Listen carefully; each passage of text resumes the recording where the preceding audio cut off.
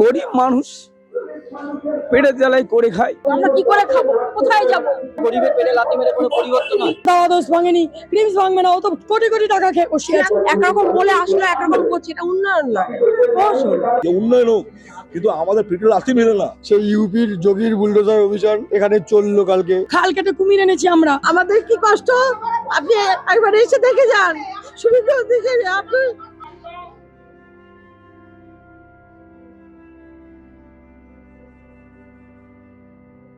শুরু হয়েছিল হাওড়া শিয়ালদহ স্টেশন থেকে, এরপর একে একে স্টেশনের বুকে বুলডোজার চলেছে। এবার দমদম স্টেশনের উপর এবং স্টেশনের বাইরে সমস্ত হকারদের ছোট ছোট দোকান ছিল, তারপরে বুলডোজার চললো। শনিবার রাতে বুলডোজার দিয়ে ভেঙে দেওয়া হয়েছে হকারদের দোকান। কি বলছেন তারা এই পরিস্থিতিতে, কি চাইছেন, শোনাবো তাদের কথা। এখানে ড্রাই ফ্রুটস এর দোকান ছিল। আমার বাড়িতে বাবা অসুস্থ, এই দোকান চালিয়ে যা আর্ন হতো, সংসার চলতো সেই পয়সা দিয়ে। আজকে মানুষের সুবিধার্থে আমাদের দোকান সব বুলডোজার অভিযান দিয়ে, সেই ইউপির যোগীর বুলডোজার অভিযান এখানে চললো কালকে। এতগুলো গরিব মানুষ, অসুস্থ ফ্যামিলি, এরা কোথায় যাবে? গুজরাটে চায়ের দোকান করতো, ওনার চায়ের দোকান যদি এই যে ভাঙা না হয়, তাহলে আমাদের দোকান ভাঙা হলো কেন? আমাদের দোকান সাধারণ মানুষের আমরা কি সুবিধা হচ্ছে? কি আমরা গরিব মানুষের দোকান কি হবে? দিদি মিডিয়া কালকে রাত্রেবেলা মিডিয়া হাসছে আর এরকম করছে, কি করবো? আর অনেক যুদ্ধ করেছে, আর প্লিজ আর হবে না দিদি। কালকে মিডিয়া, বিজেপির চামচা মিডিয়া এসে কালকে এরকম করে বলছে, ফেসবুকে আবার সেটা ছেড়েছে। ওদের উঠে যেতে বলা হয়েছে, উঠে যায়নি, বিক্রি হয়ে গেছে, অনেক হয়েছে। ওপেন আর দরকার নেই, ওপেনে আমাদের কি পেটের জ্বালা মেটাবে? পেটের জ্বালা, তাহলে ওপেনে কি হবে?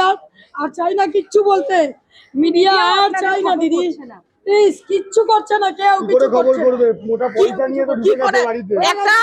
একটা বাসস্থান না করে দিয়ে আমাদের কি করে এই যে রাতারাতি এই যে দোকানগুলো এই যে ভাঙতে পারলো, রাতারাতি দোকান ভাঙতে পারলো। একটা মানুষ তো করে খায়। আমরা তো হকার, আমরা তো চুরি করে খাচ্ছি না, কারোটা মেরে খাচ্ছি না, আমরা কর্ম করে খাই, কর্ম করে খাই। কোনো মেয়ে যেতে পারছে না। আমরা অনেক আবেদন জানিয়েছি। আমরা বলেছি 6 ফুটের দোকান 3 ফুট করে দেবো। স্টেশন সাজানোর হলে আমরা রেল মাস্টারের সাথে কথা বলে তার অনুযায়ী যে যা বলবে আমরা সেইভাবে কাজ করব। যদি কিছু টাকা পয়সাও দিতে হয়, আমরা সবাই একজোট হয়ে সেটার ব্যবস্থাও করা হবে।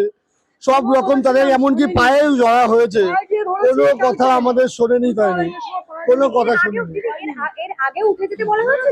না না, উঠে যেতে বলা হয়েছে, পারেনি। অপোনেন্ট পার্টি ছিল তাই উনি জোরটা পায়নি। এখন ডবল ইঞ্জিন বেঙ্গল সেন্ট্রাল, ওই জন্য উনি জোর পেয়ে আমাদের তুলে দিয়েছে পুরো, একদম বাস্তব। যেটা অপোনেন্ট পার্টি ছিল না বলে আজকে তুলে দিতে পেরেছে, উনি সাহসটা পেয়েছে। অবশ্যই অবশ্যই, এই জন্যই তো এনেছি আমরা ওনাকে ক্ষমতায় এনেছি। আমাদের পেটে লাথি মারবে বলে ভাবিনি, আমাদের পেটে লাথি মারবে, বেকারদের পেটে লাথি মারবে বলেই তো ওনাকে এনেছি। আমাদের দমদম স্টেশনে 2 নম্বর ওখানে দোকান ছিল, চায়ের দোকান। আর বিগত 20 বছর ধরে আমরা দোকানদারি করি। আমাদের সব কালকে আগের দিন আমাদের নোটিশ দিয়েছিল 29 তারিখে তুলে নেওয়ার কথা। আমাদের সিটি আমাদের সবাই আমরা সংগঠনে বলেছিলাম, আমাদের পুনর্নির্বাচন ছাড়া আমরা কি করব? আমাদের ঘরে বউ বাচ্চা সবাই আছে, আমরা কি করে খাবো তাদেরকে? কালকে রাত্রি 12টার সময় এসে আমাদেরকে মারধর করে সরিয়ে, সব পুলিশ থেকে শুরু করে আপনার স্টেশন মাস্টার থেকে শুরু করে তারা এসে সবাই মিলে আমাদের দোকান সব ভেঙে চুরে তছনছ করে দিল। এখন আমরা রাস্তায় নেমে বসেছি, আমরা কি করবো? আমরা এইভাবে সংসার চালাতে পারবো? আপনি বলুন। এতদিন কোনো সমস্যা হয়নি, এই সরকার আসার পরে এই সমস্যা প্রথম। আমাদের এই কোনো সমস্যা হয়নি। ওরা উচ্ছেদ করতো, আগে যারা ছিল, এতদিন সিপিএম ছিল, এখন তৃণমূল এসছে, তারা তাদের মতো করে কথা বলে সমস্যার সমাধান করতো। কিন্তু তারপরে কোনো এই পার্টি আসার পরে কোনো সমস্যা কোনো সমাধান নেই। আমাদের ইউনিয়নের যারা কথা, তাদের কোনো কথাবার্তা শোনেনি, ওরা একটাই কথা, ভাঙবে। এখন কিসের পরিবর্তন? মানুষের পেটে লাথি মেরে, গরিবের পেটে লাথি মেরে কোনো পরিবর্তন হয়? এতে আমাদের উল্টে খারাপ হচ্ছে। আমরা গরিবরা যাবো কোথায়? আমাদের রেলে গলা দেওয়া ছাড়া আর আমাদের বউ বাচ্চা নিয়ে বাটি বসা ছাড়া আমাদের কোনো রাস্তা নেই। আপনাদের কাছে কি খবর ছিল, কবে নোটিশ দেওয়া হয়েছিল এবং তারপর কি হলো? নোটিশ দেওয়া হয়েছিল যে 29 তারিখে বেলা 4টের মধ্যে দোকানগুলো জিনিসপত্র যা আছে খালি করে দেবে, দোকান ভাঙা হবে, এই কথাই আমরা জানতাম। কিন্তু আমাদের একটা এখানকে হকারদের একটা দাবি ছিল যে আমরা সাধারণ মানুষ, গরিব মানুষ, পেটের জ্বালায় করে খাই, কিন্তু আমাদের দোকান যদি একটু সরিয়ে ছোট করে একটু আস্তানা করে আমাদের একটু বলতো যে তোমাদের আমরা করে দেবো, কিংবা একটু তোমরা এখন একটু সরাও, আমরা কাজ করব, আমরা নয় সরিয়ে রাখতাম। কিন্তু সেরকম কোনো প্রতিশ্রুতি আমরা পাইনি, এই জন্য আমরা দোকানগুলো সরাইনি। কিন্তু আমাদের একটাই দুঃখ লাগে যে আমরা দেখছি যে শিয়ালদার মতো স্টেশনে আরো অনেক অনেক স্টেশনে অনেক অনেক শোরুম হয়ে যাচ্ছে, কৃষিচন্দ্র জুয়েলার্স হয়ে যাচ্ছে, অনেক কিছু হচ্ছে, কিন্তু রেলের জায়গায় দোকান থাকবে না, হকার থাকবে না। কিন্তু তার আমরা তো গরিব, আমাদের পয়সা করতেও আমাদের দেশে তেমন নেই। যদি সরকার মনে করতো যে সাধারণভাবে যেরকম বিপিএল কার্ড আছে, অন্তর্দয় কার্ড আছে, এসসি কার্ড, মানে এরকম বিভিন্ন টাইপের কোঠা আছে, যদি মনে করতো যে সরকার যে হকার ভাইদের জন্য একটা কিছু বিকল্প কিছু করি, তাহলে হকারগুলোও থাক,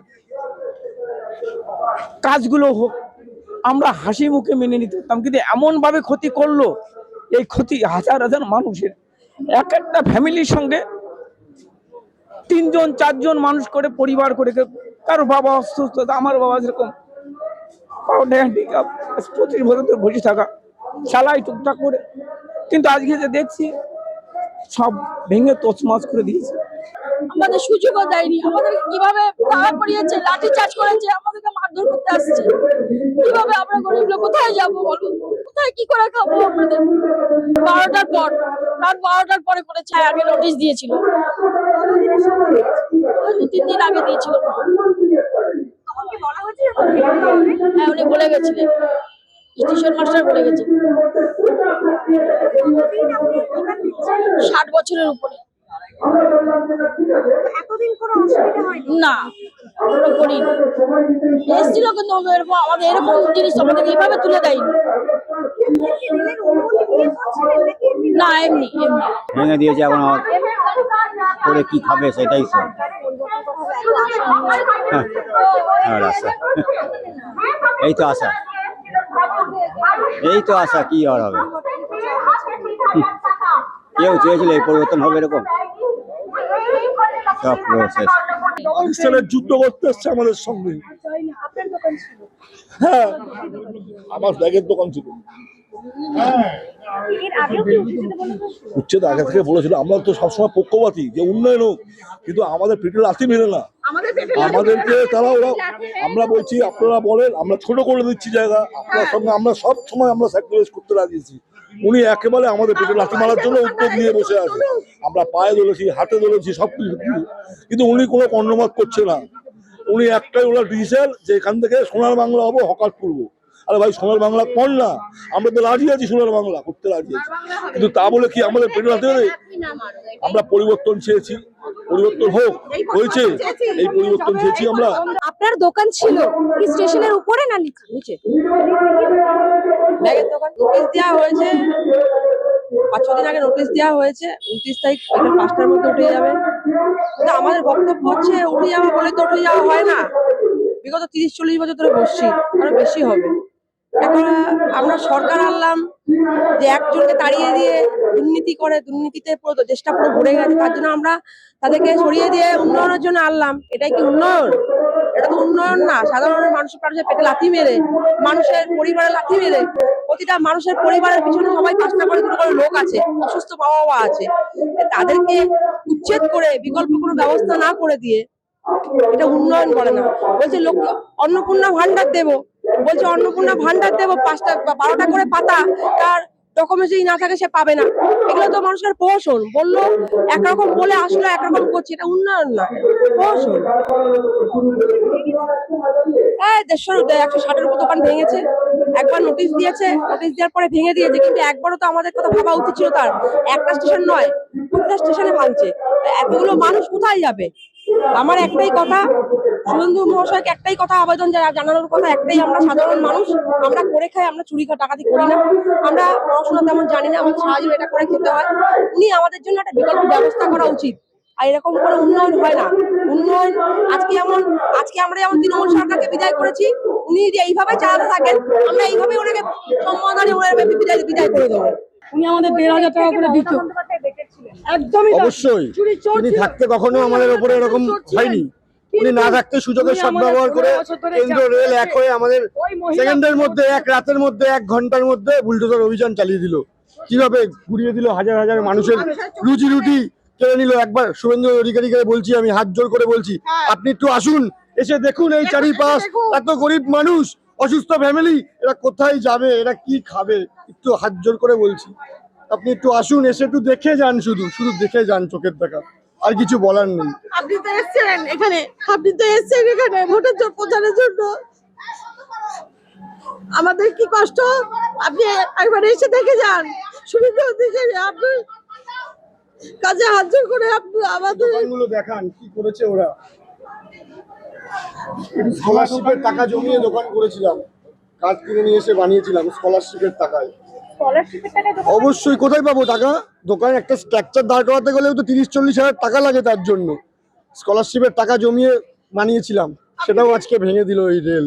আমরা চাইছিলাম সরকার পরিবর্তন চেয়েছিল মানুষ, যে সরকার আসুক, কলকারখানা নেই, কিছু যদি কলকারখানা ধীরে ধীরে কিছু কলকারখানা চালু করতো, এগুলো একটু স্থগিত রেখে কাজগুলো আস্তে আস্তে আস্তে করতো, হাজারো কিছু কিছু মানুষ তারা কলকারখানায় কাজকর্ম পেত, কিছু চাকরি বাকরি পেত, আস্তে আস্তে মানুষের মনের কিন্তু এমন ভাবে 1 মাস এসে উমর পায় না, যেভাবে মানে বুলডোজার দিয়ে যেভাবে ভেঙে দিচ্ছে, এ খুবই কষ্টদায়ক। এ কষ্ট কথা বলে বোঝানো যাবে না, ভাষায় প্রকাশ করা যায় না, এত অত্যাচার করছে। আমরা বদল চেয়েছিলাম, তার বদলে যে বদলা নিচ্ছে, হ্যাঁ। এটা তো ভাবতে পারিনি বদলের বদলে বদলা নেবে। খাল কেটে কুমির এনেছি আমরা, আমরা ওনাকে ভালো চেয়েছিলাম, যতটা ভালো চাইতে পারি ততটা দরকার নেই।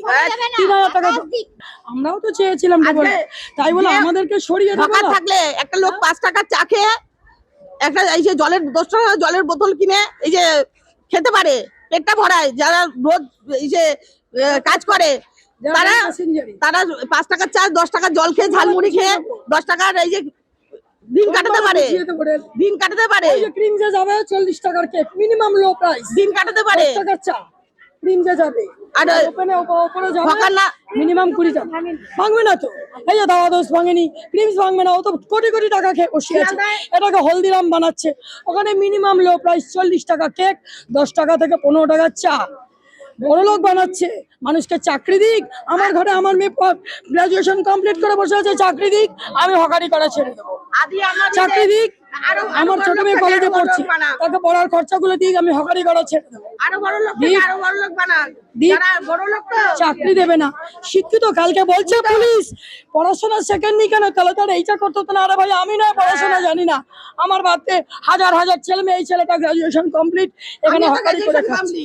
এই ছেলেটাকে দিক কিছু চাকরি, একটা শিক্ষিত ছেলে দিক, একটা ডি গ্রুপে চাকরি দিক। বেকার ভাতা, এই যে চাই না ওই বেকার সরকারও বেকার ভাতা দিয়েছে, বেকার ভাতা চাই। এই সরকারও বেকার ভাতাই দিচ্ছে, বেকার ভাতাই দিচ্ছে, বলার ক্ষমতা নেই দিদি আমার। বেকার ভাতাই দিচ্ছে।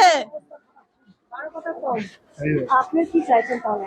আমরা চাই আমাদের এই যে একটা পুনর্বাসনের জায়গা দেওয়া হোক, জায়গা দিয়ে তারপরে এই যে এই জায়গা থেকে তোলা হোক, এই জায়গা থেকে তোলা হোক। আমরা চাই যে আমাদের আবার পুনর্বাসনের ব্যবস্থা করে দেবো, যা করে হোক, যেটুকুনি হোক আমাদেরকে একটা ব্যবস্থা করে দেবো। আমরা কি করে খাবো, কোথায় যাবো?